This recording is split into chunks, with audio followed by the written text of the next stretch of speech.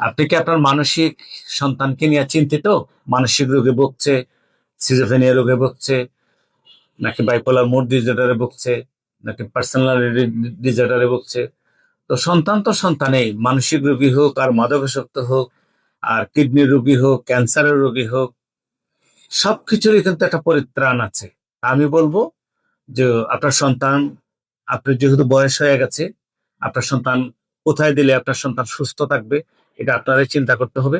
তো brain and life hospital বিশ্বাসের সহিত 25 বছর অতিক্রম করে 26 বছরে পদার্পণ করেছি আমরা। তো আমাদের কাছে অসুস্থ হয়ে মানুষ আসে, সুস্থ হয়ে বাসায় চলে যায়। তো মানসিক রোগীদেরকে আমি বলবো একটু লং টাইম রাখার জন্য। যদি লং টাইম রাখতে চান আমাদের সাথে যোগাযোগ করুন। অল্প টাকায় আপনাদেরকে বেশি দিন রাখার একটা ব্যবস্থা করে দেব। এবং সামনে শীতের সিজন আসছে। এই সিজনে আগেই আপনি আপনার মানে সন্তানকে তদারকি করুন, কি অবস্থায় আছে।